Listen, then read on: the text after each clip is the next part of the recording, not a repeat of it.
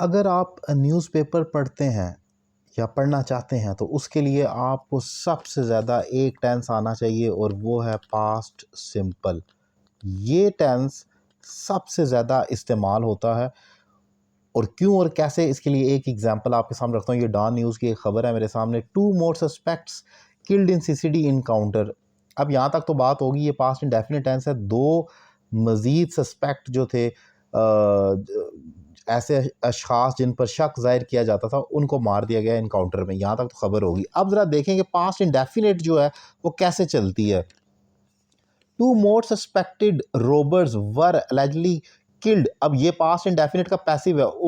2 मजीद suspect डाकुओं को मार दिया गया। किसने मारा? ऑब्वियसली पैसिव है, हम सब्जेक्ट मेंशन नहीं कर रहे कि पुलिस ने मारा, गवर्नमेंट ने मारा, जजेस ने मारा, किसने मारा, बहरहाल जुडिशरी ने मारा, मार दिया गया। Passive.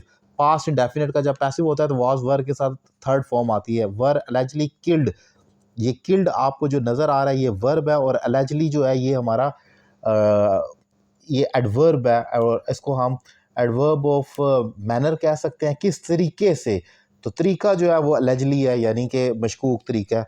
Encounter with the crime control department later, ये आगे इसकी कोई ज़रूरत नहीं। As per the initial police report, अब आगे देखें। A team of the CCD was taking, by the way team singular है इसलिए उसके साथ वाज है। टीम को अक्सर लोग प्लूरल ले लेते हैं, तो ये चीज़ें पॉइंट आपने देखने होते हैं। Was taking suspects Hafiz and Moon for the recovery of the snatched goods in the jurisdiction of factory area। अच्छा, उनको ले जा रही थी। was taking, ये पास्ट कंटिन्यूस का पैसिव है। सो past indefinite plus past continuous, जिसे पास्ट प्रोग्रेसिव कहा जाता है, उन्हें ले जा रही थी, ये एक्टिव टेंस हो गया। In the jurisdiction of factory area as they reached Walton road, जैसे ही वो वाल्टन रोड पर पहुंचे। इस एज पर भी मैंने एक वीडियो लेक्चर बनाया था जिसमें मैंने बताया एज का मतलब होता है जैसे ही वैसे ही। जैसे ही मैं ऑफिस पहुंचा बारिश शुरू होगी। It started raining as I reached office. This is the example of all these structures.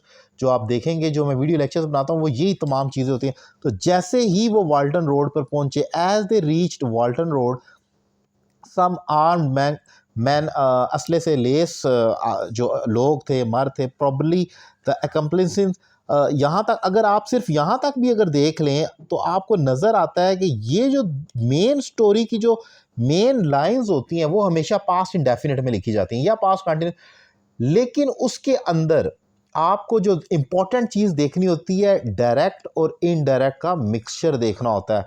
बाज़ दफ़ा किसी की खबर को रिपोर्ट किया जाता है ही सैड, तो वो उसको डायरेक्ट को प्रेजेंट में भी लिख सकता है। He said I am busy and I will not go to, and ये मैं एग्जांपल दे रहा हूँ। जैसे prime minister said I am working for the betterment of Pakistan. अब आई एम क्या के कंटिन्यूस कह रहा है ही सैड के बाद, लेकिन वो क्या होगा कि वो इन्वर्टेड कोमास के अंदर लिखी जाएगी खबर, वो डायरेक्ट होगी।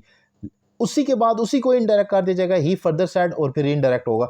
सो न्यूज़पेपर पढ़ते वक्त 2 चीज़ों पर आपका होल्ड होना चाहिए। 2 tenses, past indefinite, past continuous, plus direct और इनडायरेक्ट। अगर आपको डायरेक्ट और इनडायरेक्ट नहीं आते हैं तो आपको न्यूज़पेपर या रीडिंग स्किल्स में बहुत मार पड़ने वाली है। इसलिए इन 2 चीज़ों पर वर्कआउट कर लें। डायरेक्ट इनडायरेक्ट का स्पीकिंग में कोई किरदार नहीं है, लेकिन रीडिंग और राइटिंग मोस्ट इंपॉर्टेंट है डायरेक्ट इंडायरेक्ट के साथ। सो एक इंपॉर्टेंट पॉइंट मैंने डिफाइन किया। उम्मीद करता हूँ लेक्चर आपको पसंद आया होगा। अपनी राय का इजहार करें। Thank you very much.